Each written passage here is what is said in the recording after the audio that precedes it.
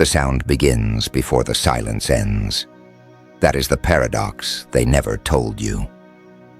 Here is what you were never meant to discover.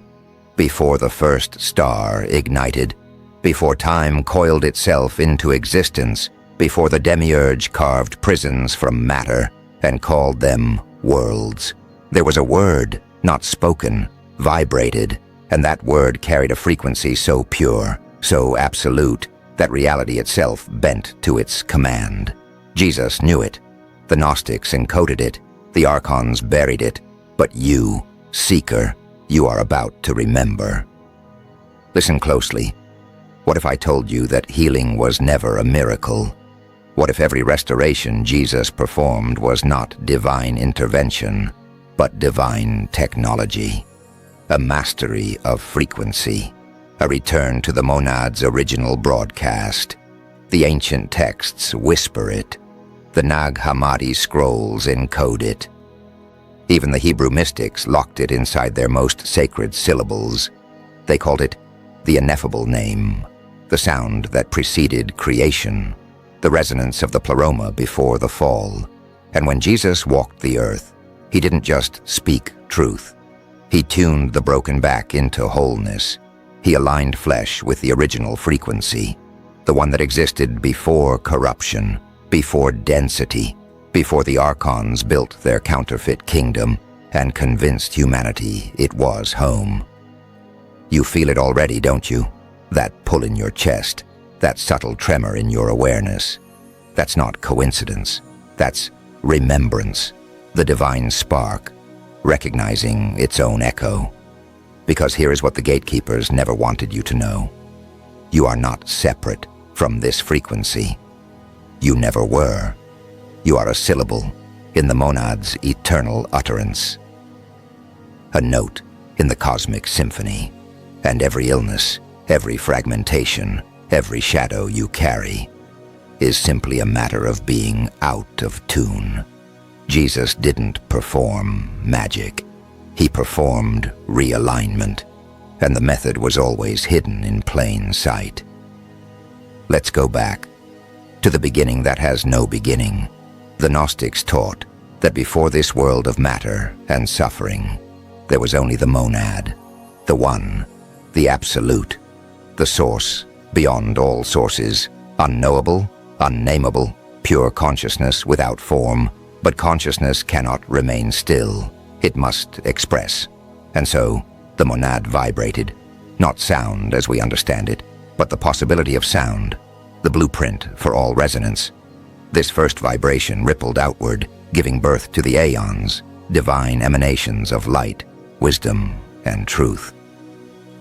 Together they formed the Pleroma, the fullness, the realm of pure being where nothing lacks, nothing suffers, nothing dies. It was perfect harmony, an infinite symphony of frequencies, each one an aspect of the monad's infinite nature. And you, seeker, existed there, not as flesh, not as ego, but as a luminous thread in that sacred tapestry. Then came the rupture. Sophia, the aeon of wisdom, desired to know the monad in a way that exceeded her emanation. She reached beyond her boundary, and from that reach, a distortion was born. The Demiurge, the false god, the architect of matter. Blind to the Pleroma, he believed himself supreme. He created this world, a shadow reflection, dense and heavy. He fashioned humanity from clay and called it life. But he made one mistake. One beautiful, irreversible mistake. He could not stop Sophia from embedding within each human form a fragment of the Pleroma, the divine spark, your spark. And though you were trapped in matter, though the Archons built layer upon layer of illusion to keep you asleep, you carried within you the original frequency, the monad's first word, buried, dormant, waiting to be activated. Now pause. If you've made it this far, you are not here by accident. You are being called. And if this resonates, if something ancient stirs within you, then do not let this transmission fade. Subscribe to the Gnostic Archive, because what comes next is not for the casual observer. It is for the one who remembers.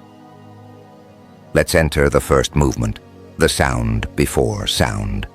In the Gospel of John, it is written, "In the beginning was the Word, and the Word was with God, and the Word was God." But this is mistranslation, a veil placed over the original Greek.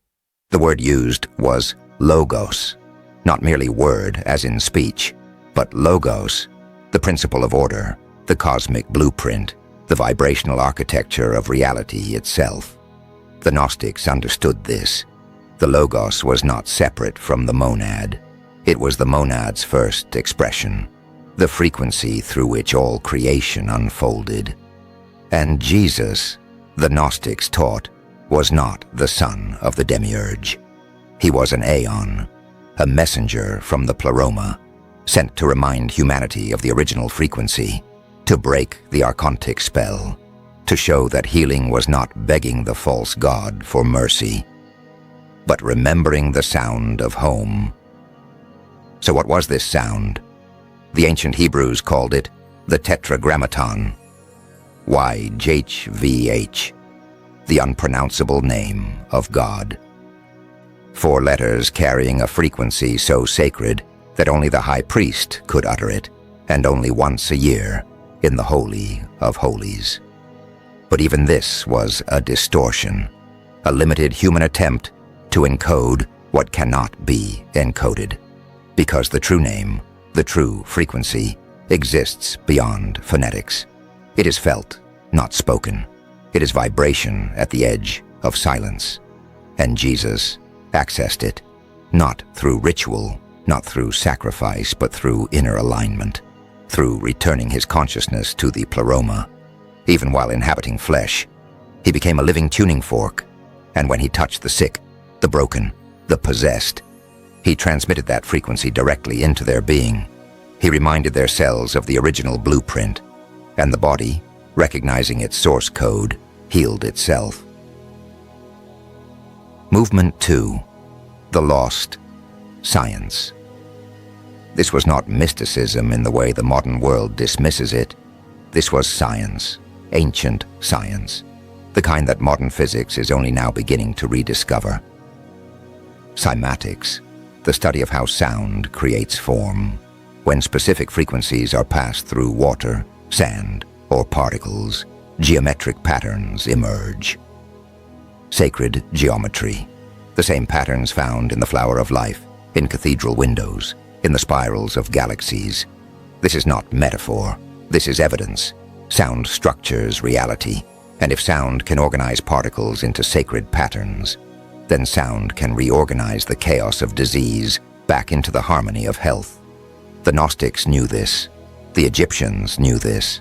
The Vedic mystics knew this. They built temples aligned to specific acoustic frequencies.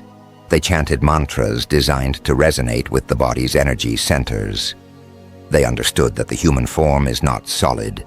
It is vibration, a constellation of frequencies held together by consciousness. And when those frequencies fall into dissonance, disease manifests. When they return to resonance, healing occurs. Jesus did not invent this knowledge. He embodied it. He became the bridge between the Pleroma's perfect frequency and the Demiurge's broken world. Every word he spoke was calibrated. Every touch was transmission. He did not heal through belief alone. He healed through resonance. And the Archons feared this more than anything, because if humanity remembered how to tune themselves, if they realized they did not need priests, temples, or intermediaries, if they discovered the frequency was already inside them, then the entire control structure would collapse. If this is striking a chord within you, do not scroll past. Subscribe to the Gnostic Archive now, because the deeper layers are coming, and they are not for everyone, only for those who are ready to shatter the illusion completely. Movement 3. The suppression. So they buried it. The early church fathers, those who chose doctrine over gnosis, institution over liberation, they erased the texts that spoke too clearly. They burned the scrolls that taught humanity to access the divine spark directly. They replaced the living transmission with dead ritual. They turned the message of inner awakening into a religion of external salvation. Believe in Jesus, they said. But they left out the crucial part. Become like Jesus. Access the same frequency. Awaken the same spark. Transmute your being from lead into gold. This was the true threat. Not heresy, not blasphemy, but empowerment. The realization that you do not need saving. You need remembering. And so, the Gnostic texts were condemned. The practitioners were hunted. The knowledge was driven underground. But it did not die. It could not die, because truth, seeker, is a frequency, and frequencies cannot be destroyed, only forgotten, and you, right now, are beginning to remember. Movement 4. The activation. So how do you access it? How do you tune yourself back to the monad's original word? First, you must understand, the frequency is not external. It is not in a mantra, a prayer, or a sacred text. Those are merely tools. Training wheels for consciousness.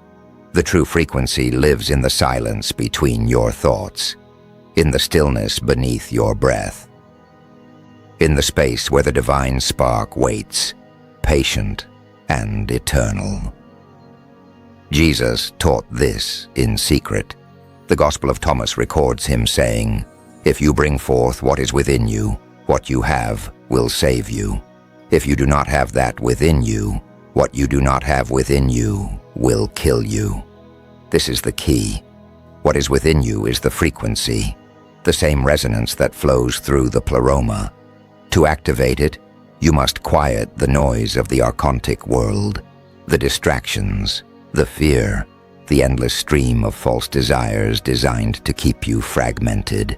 You must descend into your own inner temple, and there, in the sanctum of your awareness, you will hear it, not with your ears, with your being, a hum, a resonance, a return to wholeness. Some call it meditation. The mystics called it contemplation. The Gnostics called it gnosis, direct knowing. But the name does not matter.